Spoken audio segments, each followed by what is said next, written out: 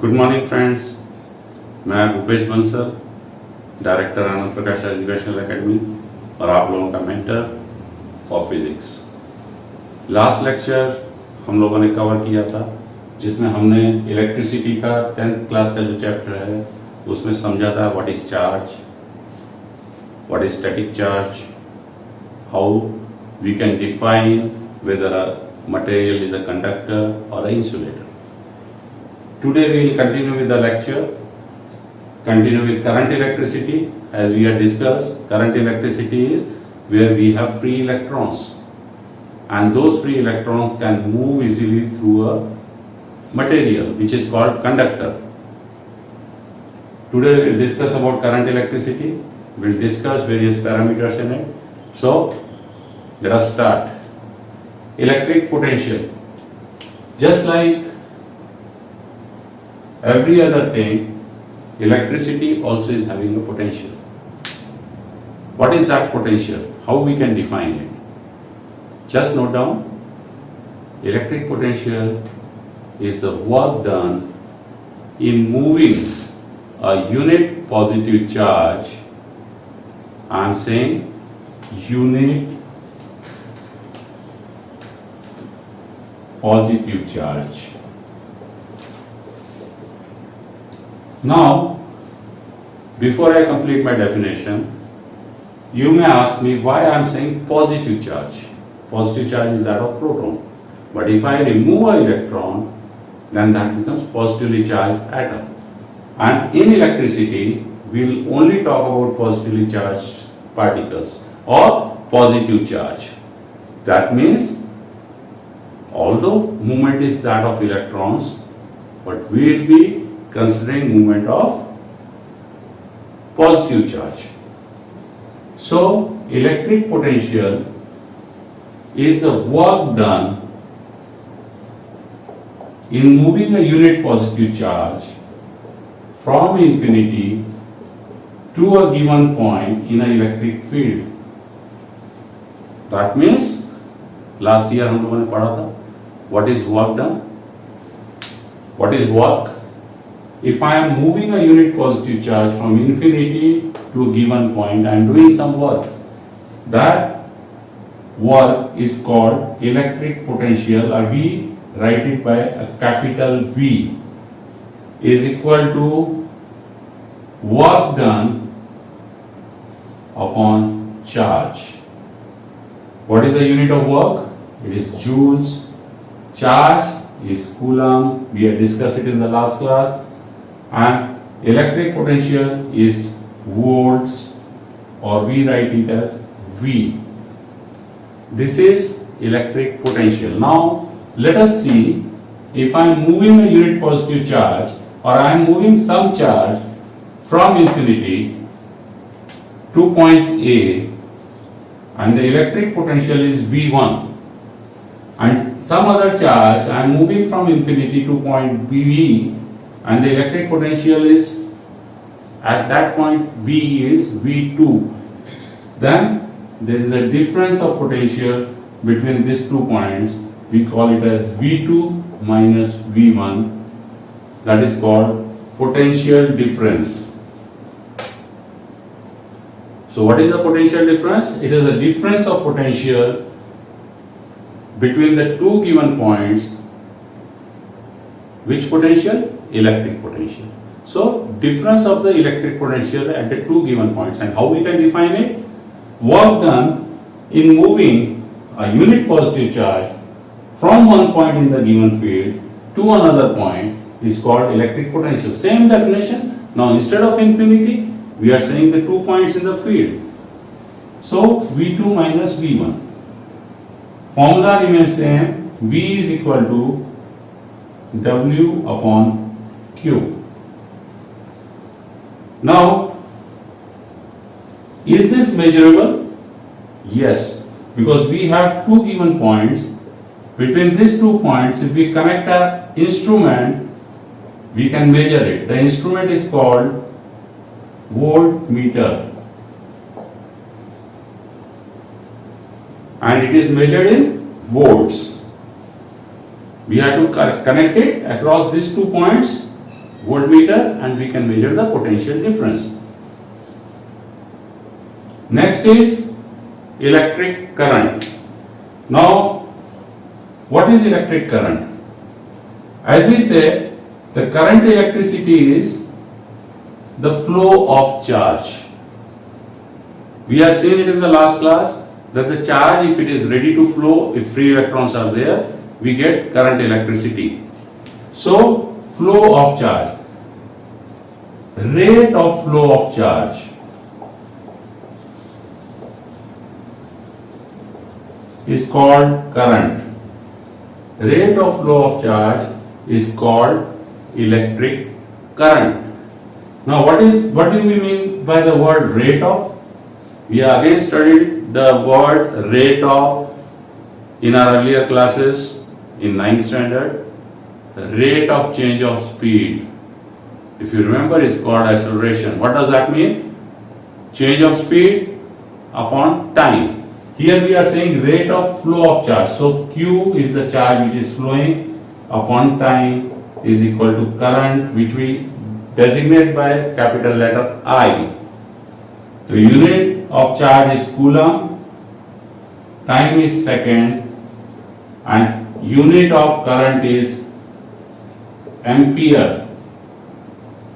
The unit of current is ampere. Can we measure this? Yes, because it is flowing between two given points, we can measure it by connecting an instrument called ammeter in the circuit, and we can record what current is flowing through that circuit. So, instrument used to measure current is ammeter. Instrument used to measure voltage is, electric potential is, or potential difference is voltmeter. Next, we will come down to circuits. What is a circuit? A circuit is a closed path. If I say this is something, then I can move from this point, keep on moving like this. This is a closed path. So a circuit is a closed path consisting of wires, which are nothing but conductors, resistances. We will understand what is a resistance a bit later. Resistances, switches, source. It can have many more things like we will be discussing what all things it is having in our future classes when we are going beyond Ohm's law. Now let us see a simple circuit.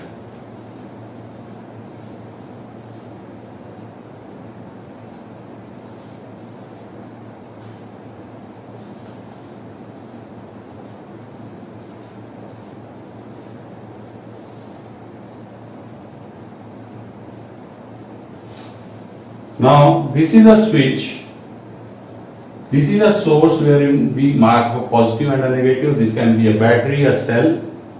This is the ammeter. The positive of the ammeter is always towards the positive of the battery. This is the resistance R. This is the voltmeter, and the positive of the voltmeter is also towards the positive of the battery. And this completes our circuit. So the current, once the switch is closed, the current will start flowing and complete the circuit, and it will keep on flowing like this till the time we open this switch. In this, there are various symbols which we use in the circuit, which you should be associated with. A straight line means a conductor or a wire. This is a T-joint, that means this wire is joined here like this. These are two different wires which are not touching each other. So this is as regards to wires. A switch can be represented like this. Like this, this shows an open switch, this shows a closed switch, this shows a closed switch. A source, this is called a cell, but if there are many more cells connected, it is called battery. This is representation of resistance. This is basically a fixed resistance. There can be variable resistance or marked like this. There can be different sets. You need to look into your books to find out what all symbols are given in that. These are variable resistance wherein we can change the resistance. Then there are symbols for bulb like this, or some other symbols are given. So we have to be very careful and let us go through our NCERT books to see what all symbols are given in the books. Remember those symbols so that it makes us easier for understanding the subject. Next is Ohm's law. Now, Ohm has given us a relationship between the flow of current and the potential difference across the 2 points in a circuit. That means if I have a circuit like this, wherein this is a battery and this is a switch, then what current will be flowing through this circuit depends upon this potential difference. So Ohm has given us a law: the current flowing through a circuit is directly proportional to the potential difference across the 2 points in the circuit. That means what current is flowing through this resistance depends upon what potential difference is there across this resistance. Or I can say V is proportional to I, or to remove the proportionality sign, I will say V is equal to I into a constant which we call as resistance.